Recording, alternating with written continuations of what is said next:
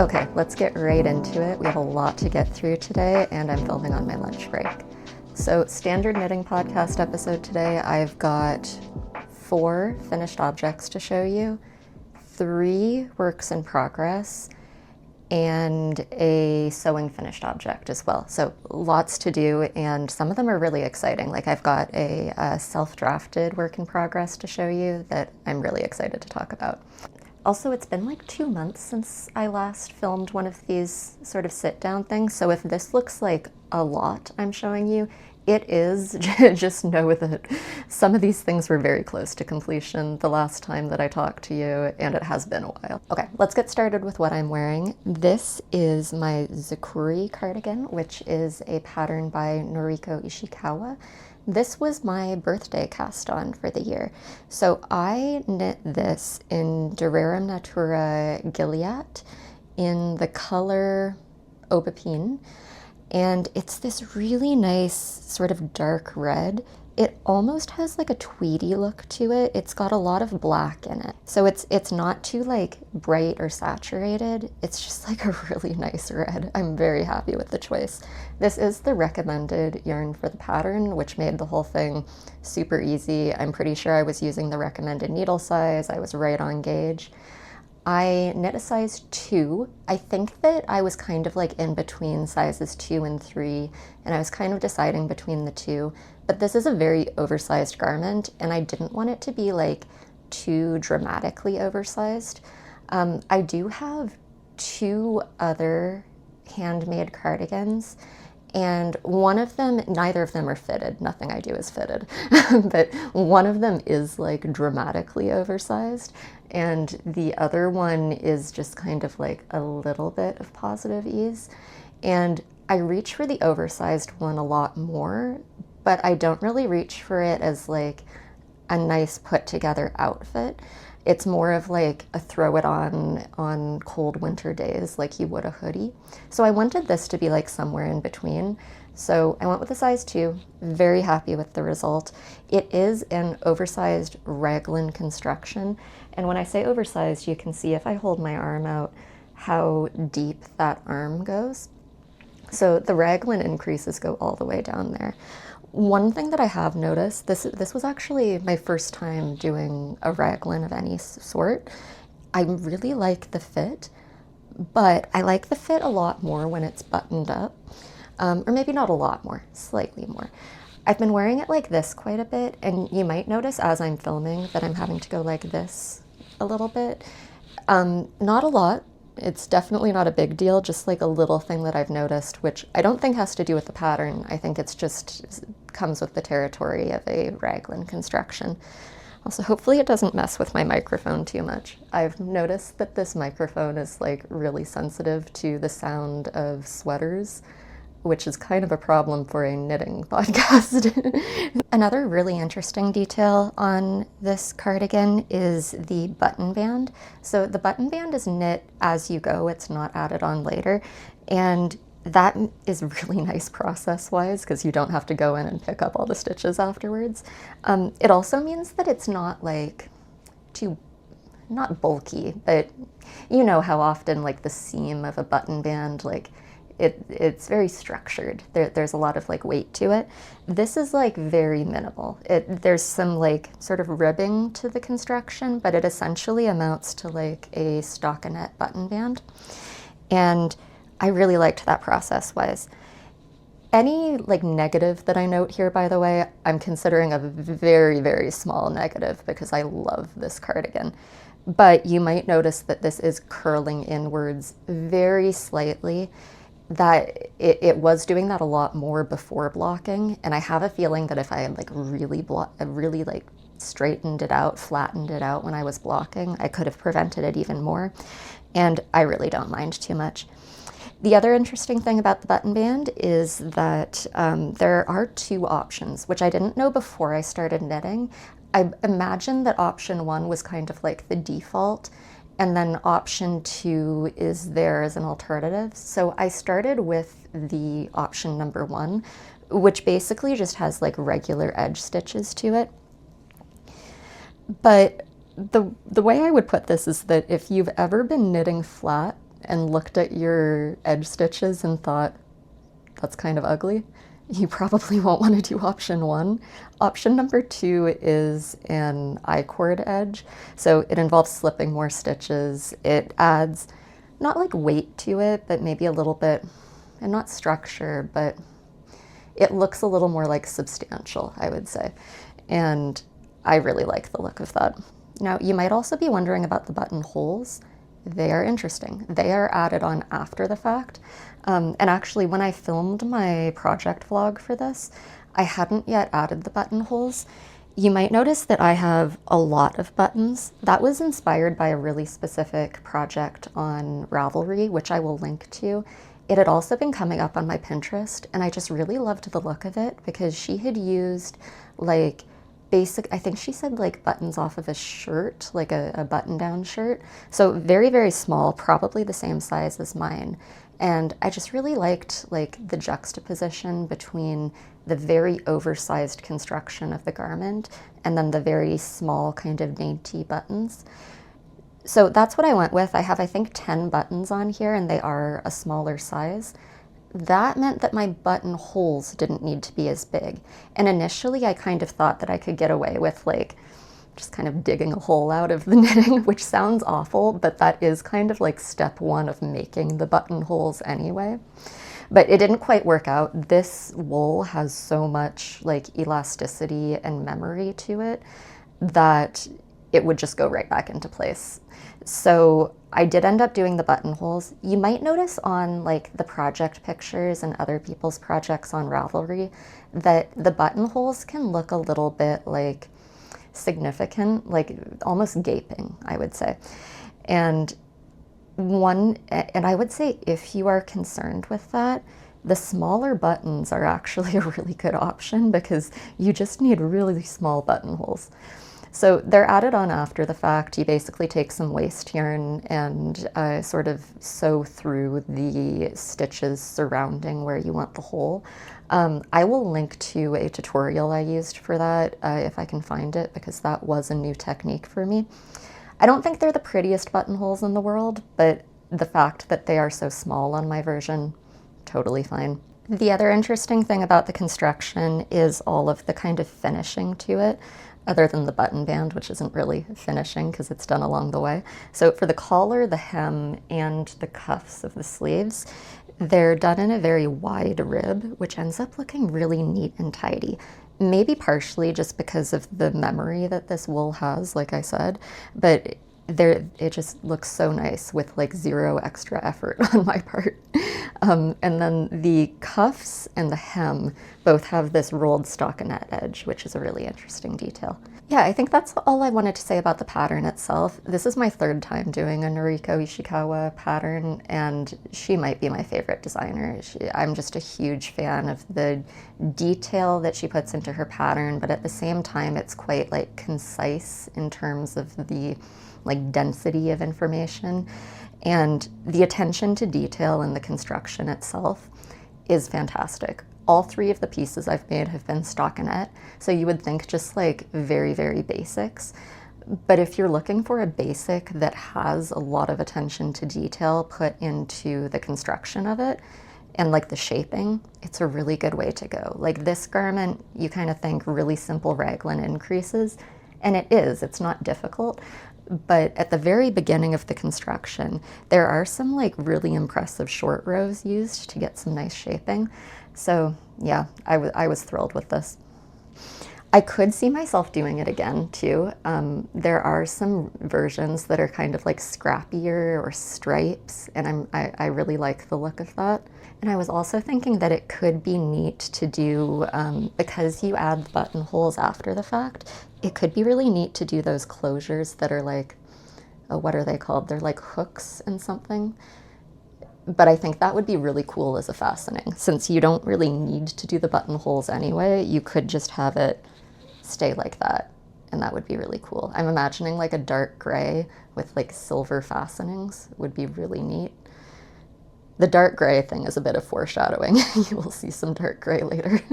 Okay, so that's what I'm wearing. I am actually wearing a second thing that I made, but it's the sewing thing, so I'll leave it to the end.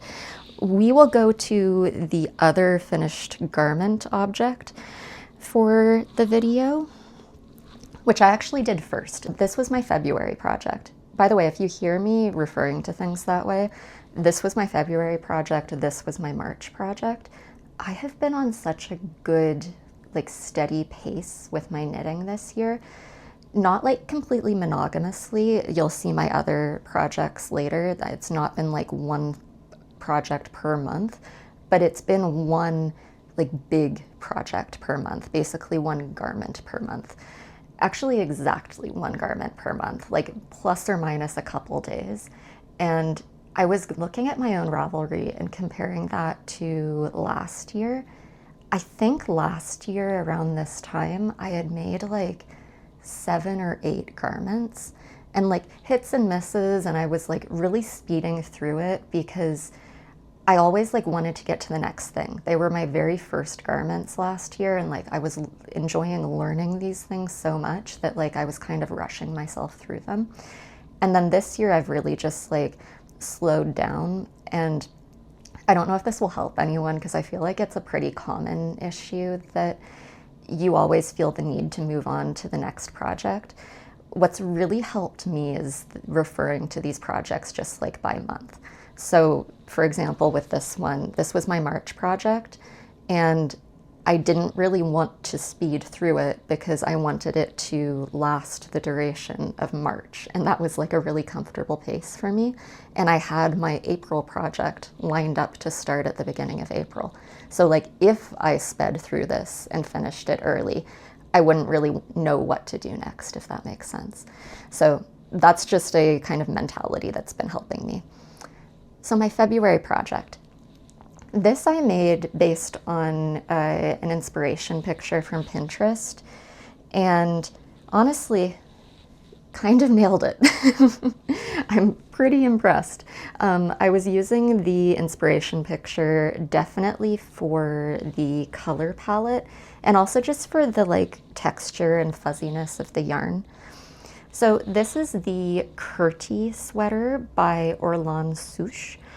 And this I knit in Knitting for Olive Merino plus their Mohair. And I don't need to wax poetic about how good a yarn combination this is. We all know it at this point. The reason that I reached for it for this specific project, though, was for the specific color palette. Because I was going for such a specific color palette, and I knew that Knitting for Olive has so many like nice shades, varying shades, muted shades. What I ended up going with is soft blue, cardamom, and cream. And I'm really happy with the combination because it's not like too high contrast, but I also wouldn't call it low contrast. And another interesting thing about the yarn is that this pattern is actually listed as like a sport weight on Ravelry, and with this combination of fingering plus a lace weight, I was like exactly on gauge. Maybe like very slightly off, but I actually can't remember in which direction. I did end up doing my like gauge math just to be sure that I was on track, but it was totally fine. I ended up doing a size 5. This has a really nice range of recommended positive ease. I can't remember the exact range, but I'll maybe put it on the screen. My preference with circular yoke constructions like this one is for an oversized garment, not like too oversized, kind of like with the Zakkuri. I don't want it to be like dramatic, but I do want it to be big and cozy. And my second preference, almost like a need when it comes to these circular yokes, is I don't like it when the circular yoke, the like color work of it ends too early. Like I don't want the color work ending up here above my chest. I'd like it to be sort of at the armpits, and this definitely fit the bill for this. I was also super, super impressed with the pattern. This was my first time knitting a pattern by Orlane Sucche, and I will definitely be looking for more. Sort of similar to Noriko Ichikawa's style, I would say. Concise, but like a lot of detail in there, like very technical.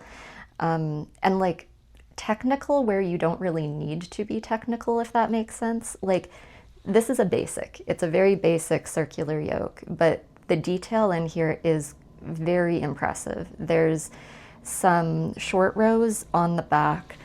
I don't think you'll be able to see, but this is the back, and there are some short rows before starting the color work, and then there's more short rows after finishing the color work.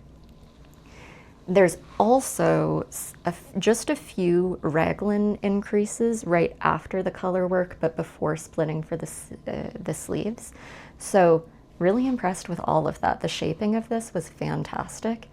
The other like very small thing that was in this pattern that I appreciate so much is that it said exactly what positive ease the sample size was in. I don't know if you guys have ever had this experience, but you know when you go with the recommended positive ease and then you're either working on it or you finish it and you start to suspect that the sample had a different amount of positive ease, like it looked a lot more oversized on the model or something. That's kind of a pet peeve of mine. So I really like when it says like, this is the recommended range and also the sample was in this amount. So I actually went with exactly that amount. I can't remember exactly what it was. I think it was either 20 or 30 centimeters. But I'm really happy with the entire result. One modification that I made, and I think the only modification, is that I added a little bit of color work to the cuff. This is not in the pattern. Basically, I got to the end of the sleeve and I had, I think, 60 stitches left. And so I just came up with a little chart that would work for whatever repeat. I think it was maybe like a repeat of 3 or 6. I think 6. Oh, and one other interesting thing I thought that I would show you. So what I've been doing for my ribbing for quite a while now is that when I am worried about my ribbing not looking neat, I will go down an extra needle size. So for example, if I'm doing the body on 4mm needles, the pattern will usually tell you to go down to 3.5mm. But I would go down an extra one, so down to 3mm. And then in order to account for that, I add extra stitches. So like maybe 1 stitch for every 7 stitches, I would just do like a make one right or make one left to add some extra stitches. This is an interesting example of that because I did not do it for the hem. I'll maybe show you a close-up here. So I didn't do it for the hem. So that is what it looks like with my regular ribbing. But then I was more worried about the neckline, so I did go down that extra needle size. So hopefully that's a good example of what that difference ends up looking like. I did do it for the cuffs as well. I think that in my head, at least, the neckline and the cuffs are like more visible, at least to me, because I end up looking in the mirror or looking at my sleeves a lot. So yeah, I think that that is everything I have to say about this one. Very happy with it, very happy with the designer. Okay, and then another thing that I've been really happy about with my like knitting process through this year is that when I do have a significant amount of leftovers, I use them like right away, and I've been really proud of that. So for that one, I did have an extra ball of the main color in both the merino, and I think I'd just broken into my last ball of the mohair. So I was like, I should really use this. So I ended up going and looking at, I will link a video from Sasha at Andolini Knits. She actually has 2 videos that are called something along the lines of small scarves that are not the Sophie scarf, with no shade to the Sophie scarf. We all love the Sophie scarf, just sometimes you don't want garter stitch. So I looked through those videos with a project with my leftovers in mind, and the one that I settled on is this, which is the Hazel Scarf, which is a pattern by Jeong, who is a Canadian designer, which is fantastic. And this is just a really pretty, this is my first venture into the small scarf situation, and I'm a little surprised by how much I like it. I kind of thought that I would end up feeling like a girl guide with a bandana on, but I'll go ahead and put this one on to show you. I finished this right before a work trip that I had, and I ended up wearing this into the office and styling it like with trousers and a t-shirt. Like black trousers, a white t-shirt alone would not have been a look, but this like kind of turned it into an outfit. Now, I will say that I didn't follow the pattern exactly. Actually, let's just talk about my entire process with this because it was a bit of a journey. So like I said, I finished my Kerti sweater and I was super happy with it, and I basically wanted like a quick project to use some leftovers before I started my next garment cast on, which was this. So I download this pattern and I don't know, let's do an experiment. In your heads, for a small scarf pattern that is very intricate and has a lot of detail, how long do you think the pattern would be for this, like the PDF document? Because I don't know that I don't know what I expected in my head, but this was a 13-page PDF for a quite small scarf. And so I kind of opened that document hoping for a quick cast on and went, oh no, what have I gotten myself into? And like, just for comparison's sake, so I've shown you two garments in this episode, the Kerti and the Zakkuri. Neither of those were longer than 13 pages. I actually think they were both less than 10 pages. So like, small project, but quite involved. Now, you might be listening to that and saying like, that's not a con of a pattern, it's a pro. Like, I want all the detail I can get. And absolutely, if that is your preference, I am not saying that this is a con. I'm just saying that if you are hoping for a quick cast on or something where you don't need the pattern in front of you at all times, this isn't it. I would actually compare the pattern style maybe to like Rebecca Clow at the Crayabea. That's probably the only other designer I've found where I'll sometimes open the pattern and just like be overwhelmed by the size of the document because so much good technical information is in there. But then like I was saying with Orlane Sucche and Noriko Ichikawa, I would say that those patterns are like detailed but still relatively concise. So that's how I would compare them. Now, in terms of the process and my journey with this scarf, I would say that up until, so you start at one end, go to the other. Up until this point, I was not having fun. I was not having a good time at all. And I wasn't even sure that I was going to finish it. And you can see why, because that is the point where you are establishing this pattern. So yeah, that was kind of a long explanation for a small scarf, and I hope I don't sound too negative about it because I actually was quite impressed by the stitch pattern and also the detail in this pattern.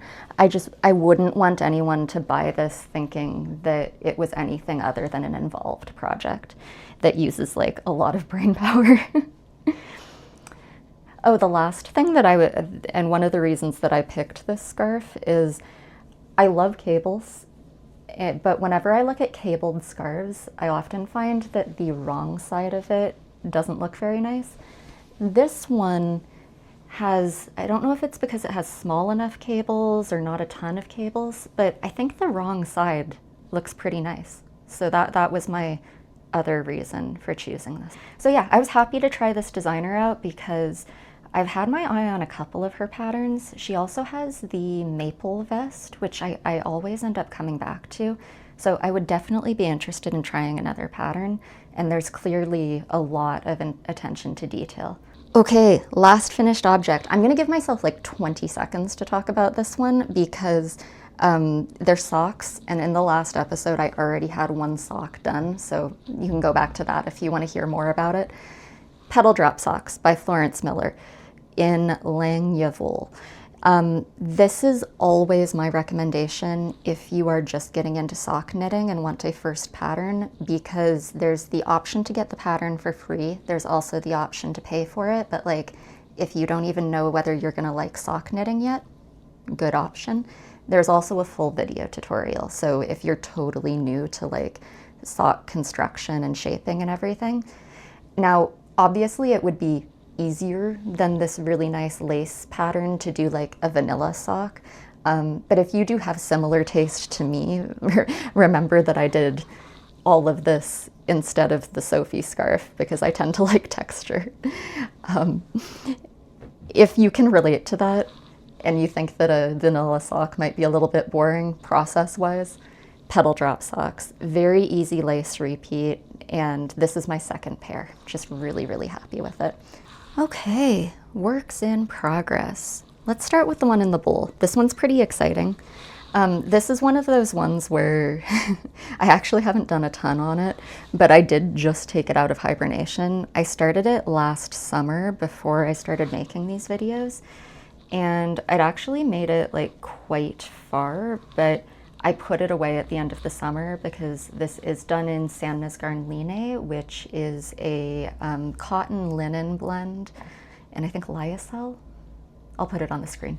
So this is a very summery yarn, doesn't have like memory or elasticity to it, and is quite dry to work with. So it is a bit of an effort to do something like a huge shawl with it. My idea behind this is to have like a nice summer shawl that I can like throw on summer nights when it gets a little chillier, like nights at the cottage, that kind of thing. So the pattern for this is Pressed Flowers by Amy Christoffers, and it's very enjoyable. It is mosaic knitting, which, if you're unfamiliar, basically means that you're not holding two strands together. Every row, you're just holding one color, and the pattern is worked by slipping some of the stitches so that the previous row like comes through. So this, like I said, I'm bad at memorizing charts, but this one is memorizable, especially because it is so big that by the time you've done a few repeats of it, you've got it. Now, I was maybe this far when I took it out of hibernation. I don't know whether I'm almost done or not. I think I might be. Here is my whole thought process. I think that in terms of number of flower repeats, I think that I am on the very last one. However, two reasons that I might continue further is, first of all, I still have this much yarn and I don't really want a lot of leftovers of this, so I might just keep going. The other reason is that these cotton linen yarns don't really expand or grow. In fact, in some cases, I think they shrink a little bit. So since the pattern is meant to be wool and I'm doing linen, it might be a good idea to make it a little bit bigger. Now, a reason for not continuing would be that I've been working on this for nearly a year and the rows are getting very long. If you're not familiar with this type of shawl construction, basically you start, oh, I'm covering the mic completely. You start down here and your rows are very short, something like, I don't know, 8 stitches. And every row you're adding something like 4 stitches, or every right side row. So you can imagine that by the time you get here, it has grown exponentially. And you can see how many stitches I have on my needles at this point. So if I keep going, I guess it's not technically exponential growth, but you can imagine that if I keep going and adding 4 stitches the entire time, it's a lot of stitches. I didn't time it, but I had like a playlist of knitting podcasts that I wanted to catch up on over the weekend. If I left a comment on one of your podcasts, there was a good chance I was doing this.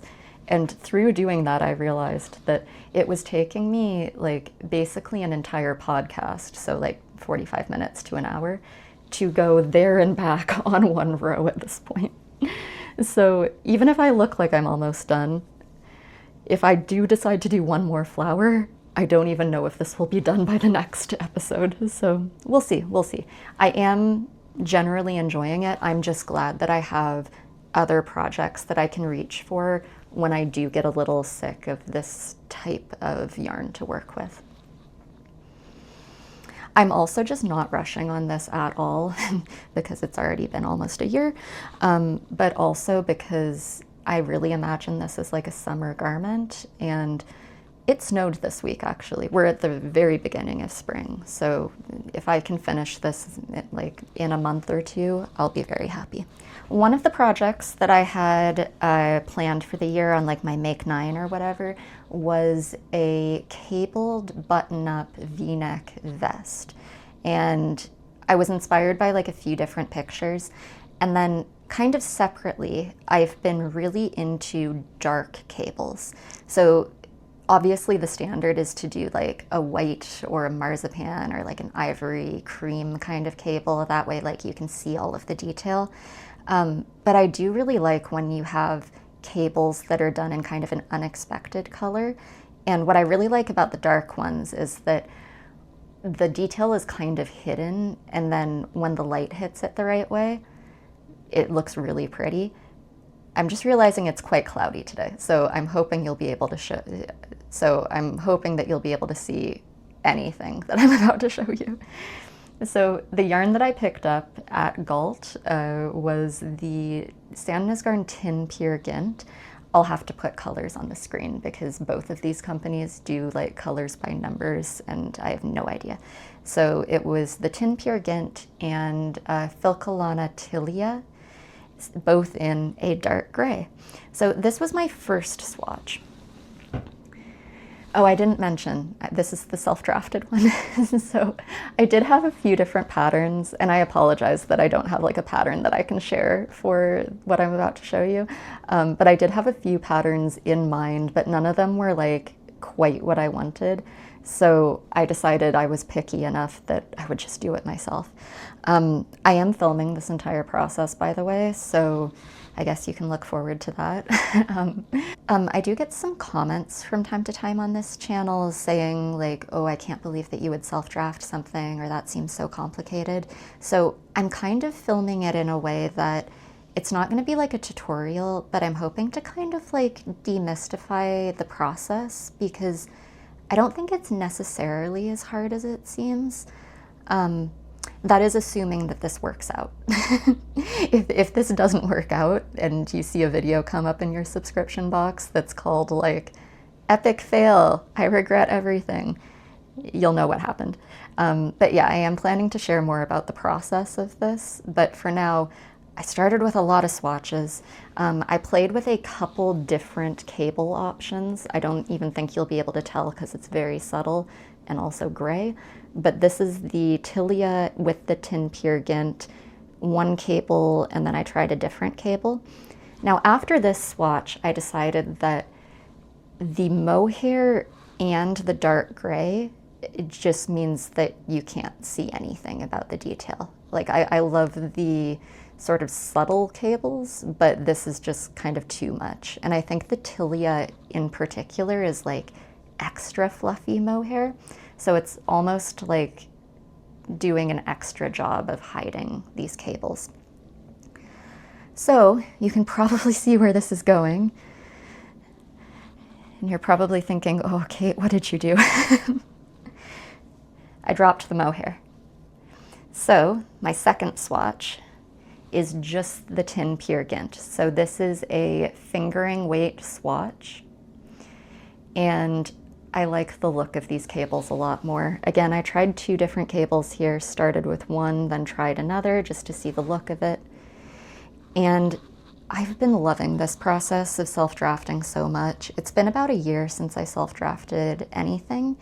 And the really nice thing about it is that like, there is no right or wrong. Like if I had been following a pattern for this and I'd gone out and bought this wool and then realized I didn't like the swatch, I would have been a bit lost, right? There wouldn't have been much I could do, but since I'm making it up myself, it's not like I'm off gauge now that I'm dropping the mohair because I get to come up with the gauge. So I used this to figure out my gauge and then cast on from there. I'm gonna be pretty embarrassed if you can't see anything of this because it's dark gray and it's cloudy out. If I get any comments on this that are like, you know, you'd be able to see it better if it was a lighter color. Okay, so this is the back panel. I'm almost done the back panel, and I have blocked it. I basically blocked it early just to make sure that I was on track since I'm not following a pattern. I wanted to be sure. But the size is like exactly what I was going for. I'm really happy with it so far.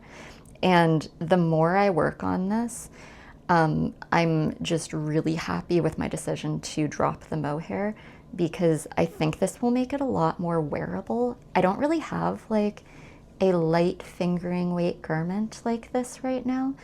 And I am planning to do like some positive ease to it, so I think it'll be really nice just like over a tank top like the one I'm wearing right now in the kind of spring, maybe even summer months. So basically what I did is I made a trapezoid with some increases, and now I am increasing under the arms. I'm almost done with that. I've just got a few more rows to do, and then I will pick up stitches to do the shoulders and the fronts. I don't know, I guess just if you've ever considered self-drafting something, I would really recommend it just because you learn so much by doing it and having to figure these things out yourself and not just like blindly trusting what the pattern is telling you to do. So I always really enjoy it when I get to do this. Okay, now at this point you might be thinking, Kate, you've showed us 2 works in progress and they are both dark gray. First of all, what the heck? Second of all, what on earth are you doing at night? Because this is not workable. Basically, as soon as the sun sets, I cannot work on this. I can maybe work on this, especially if it's one of the light blue rows. But again, I'm not always in the mood to work with a summer yarn. So I've cast on something else. So this is kind of my after sunset project at the moment. These are the Agrimonia Socks by Wedge of In Her Skein. First time doing any patterns from her, and I'm very impressed with it so far. So this is a toe-up sock, as you can see. It's got a very nice kind of almost broken rib, like knit pearl texture, with some almost pointelle looking lace detail. Now the pattern for this is fantastic. There's 6 sizes, and there's also a shaping option for a high instep versus a low instep, and it also gives you some instructions about how to figure out whether you should be doing that with like measurements. Now, I'd never done that before, the high instep or low instep, so I kind of figured there's so much detail in this pattern that I'm just going to trust it, use the measurements, and go for it. So based on all of the measurements, I was a size 5 out of 6, I believe, and I should be doing a high instep. So that is what I cast on for first. And then I got started. And actually, I cast on with 2mm needles. Is that right? Yeah, it's supposed to be 2.25mm needles, but I cast on with 2mm because I noticed that the stitch count for the size 5, which is what was recommended for me, seemed high compared to the other socks I've made in the past. So I decided to go for it, but size down my needles, and that should decrease my gauge, or increase my gauge, I suppose. But I refuse to swatch for a sock. I think it was recommending doing like a 10 by 10 centimeter swatch, and like that's the size of half a sock. So I'm just gonna get started and see whether it seems to fit. So anyway, the first time I got to maybe here and then realized that it was just too big. So I frogged the whole thing, or almost the whole thing. What I decided to do for my second try, basically I used that as my gauge swatch, and I measured the gauge, and even on the 2mm needles, and like I couldn't go smaller than that with the needles, I still had a bigger gauge than the pattern. And I'm not a particularly loose knitter. I would say that I'm average. So what I decided to do was just go back to the 2.25mm needles, which is what I usually use, and for socks. And I picked a size based on the stitch count. So I just went with a stitch count that I knew that I was comfortable with, kind of a similar stitch count to the Petal drop socks that I showed you earlier. So I went with that. You can see that I haven't started the heel, the gusset increases yet. So I haven't actually decided whether I'm still going to try the high instep or not now that I've kind of changed the size. But I am very happy with this product so far. One thing that I have noticed, and I don't know if it's because I couldn't get gauge and therefore I'm off gauge, I think mine looks quite different from the pattern. I swear that I am following the chart. I double checked. And I don't know if this is something that's going to block out, but the sample looks very much like a broken rib, and mine looks more like a knit pearl texture. Like it's not like compressing as much. So I'll be curious to see what it looks like after it blocks. Basically on the sample I can see like some very distinct vertical lines, and I can't really see that in mine, and it might just be because I'm off gauge. But that's okay. Like I said, I basically cast this on so that I could have a project that I could see at night. So it is definitely accomplishing that. Oh, I didn't mention the yarn. This is Filcolana Arwetta in the color Marzipan, which is a really nice yarn. I've used it before. It is a Merino sock blend, and it's just like really nice and silky. It's also quite lightweight, which also made me kind of surprised that I couldn't get the gauge. But anyway, and the Marzipan is a really nice color. I would describe it as like the color that white socks get when you've worn them too much and they get a little dirty, but like in a good way. So this to me is like a good light colored sock, because I don't know that I would make anything lighter than this for fear of it getting dirty.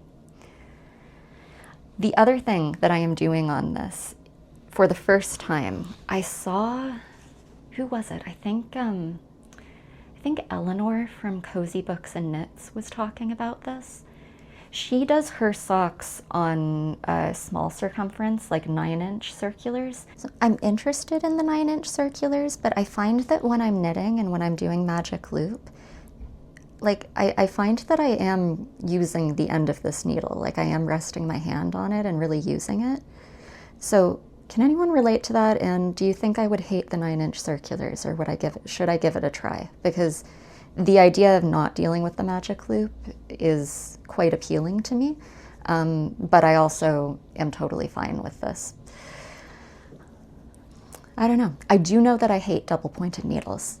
And also those like flexible double-pointed needles, I cannot do either of those. It's like, now I'm just on a tangent, but so when you've got like a double-pointed needle, you've got a needle like kind of pointing back at you that you're having to manage like this. I've tried it so many times, I promise. And just like having to manage that pointy thing, I cannot do it. I want to like it sort of in the same way that I want to like rustic wools. You see like, especially like historical pictures. I was reading this book recently. I was reading this book about selbu mittens, like traditional Norwegian style mittens. And it had this really great introduction about the history of these mittens and like how it originated. And there were all of these great pictures in there of people using DPNs to make these tiny mittens. And they looked so cool, but I know that I hate it. So anyway, what Eleanor does with her 9-inch circulars is 2 at a time socks in order to like avoid second sock syndrome. So I decided to give that a try. You can see that I've got 2 socks here that look identical. They're at exactly the same place. By the way, I know that some people who do 2 at a time, they'll have like the second sock on the same cord. I have a feeling that for the same reason I don't like double-pointed needles, like having something in my way, I wouldn't like that either. Like having a sock flopping around here, I don't think I'd like it. So I do have 2 sets of the 2.5 millimeter needles, so I decided to make use of them.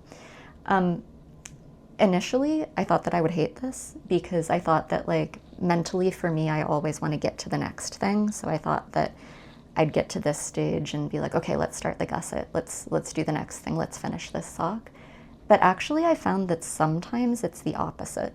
Like, you know, when you get to a point in the pattern and you kind of think like, oh, now I have to go back and like figure out the next point and like use brain power. I think especially because this has been like a cozy evening project for me, it's been really nice to just repeat the same step that you just did and maybe not even have to look at the pattern for that. So yeah, I'm really enjoying that. Maliev Wedge does have a couple of other sock patterns that I'm interested in trying. So I'm really glad that I've been enjoying this pattern writing style. She has the Prado or the Prado socks, and then there's also a Petal one that's been really popular recently that I'm interested in. So if I finish these and I'm still having my dark gray issue, I might cast on something. Okay, so to finish off today, I do have one sewing finished object. If you were just here for the knitting, thank you so much. It is a beginner-friendly pattern though, so if you have any interest in sewing, this might be nice to stay around for. So I don't really know how I'm gonna show you this. It's the trousers that I'm wearing. I'll have to put in some B-roll. So these are the Helios Trousers, which is a pattern by Indigo. And I made these in, I think they're called a Go-To Cotton Linen from Blackbird Fabrics, just in a black. And I have been loving these pants so much. I've been wearing them almost every day. Like as soon as they get out of the laundry, I just go to them. These are very oversized. So if you have related to what I've been saying earlier in this video about my knitting and like preferring oversized garments, like if your preferences are cozy over everything, then these are the trousers for you. They are inspired by traditional Japanese pants. And so basically they don't have an elastic waistband. They can. There's 4 views for these pants, and I went with, I want to say view B, which has basically 2 drawstrings. So like there's 2 channels for drawstrings. And what that means is you end up having drawstrings coming out of 4 buttonholes. And that gives you like a couple of different ways that you could tie those, but there isn't an elastic in there for view B. And at first I wasn't sure if I would like that. It does mean that like when you untie them, they fall down because there is nothing to hold them up. So I don't know, if you have any toddlers around who like to untie things, that might be something to keep in mind. But I've actually been finding this super comfortable. I made these before the work trip that I talked about earlier because I'm a work from home girly. I've been working from home since 2020 now. So when I do occasionally have to go in person to do some work, I need something cozy. I'm not putting jeans back on. So I made these hoping for like really nice wide leg trousers that I could wear, and these have fit the bill so well. Okay, I've been talking for a long time. I have to get back to work now. Thank you so much for being here, and I will see you next time.